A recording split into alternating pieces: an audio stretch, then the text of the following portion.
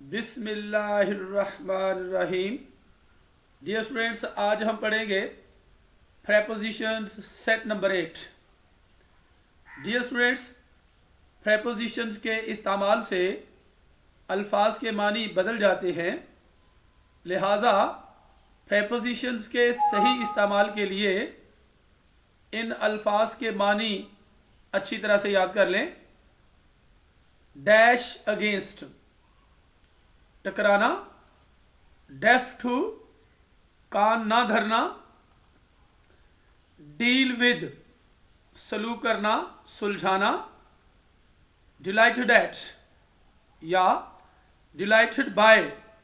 کسی چیز پر خوش یا کسی بات پر خوش، ڈیلائٹڈ ود کسی شخص سے خوش، ڈیلیور ٹو کے حوالے کرنا، deprive somebody of SB short form ہے somebody کی، محروم کرنا، deserving of حقدار، desirous of خواہش مند، die for کسی چیز کے لیے مرنا، differ from شکل میں اختلاف، different from یا ڈفرنٹ ٹو مختلف، ڈس ایگریبل ٹو ناگوار،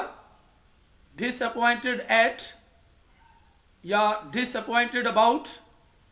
یا ڈس اپوائنٹڈ بائی یا ڈس اپوائنٹڈ ود کسی چیز پر مایوس، ڈس اپوائنٹڈ ان یا ڈس اپوائنٹڈ ود کسی شخص سے مایوس، ڈسگسٹ ایٹ یا ڈسگسٹ ود کسی چیز پر غصہ یا نفرت، ڈس لائک فار یا ڈس لائک آف ناپسندیدگی، ڈسپوز آف چھٹکارا پانا نپٹانا، ڈاؤٹ اباؤٹ شک یا شبہ، ڈریم آف یا ڈریم اباؤٹ کا تصور کرنا، ڈیو فار مستحق ہونا، ڈویل آن یا ڈویل اپان سوچنا ذکر کرنا، ڈرون آن پر ظاہر کرنا، ڈیل ان کاروبار، ڈیفیشینٹ ان کمزور، ڈیلائٹ ان لطف اٹھانا، ڈیلیور فرام سے بچانا، ڈپینڈنس آن یا ڈپینڈنس اپان انحصار،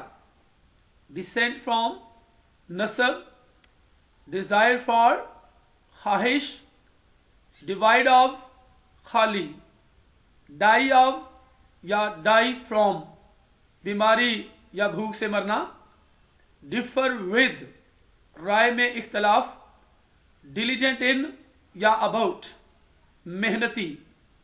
ڈس ایگریمنٹ ود کسی شخص سے اختلاف،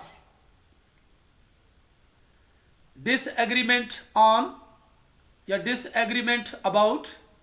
یا ڈس ایگریمنٹ اوور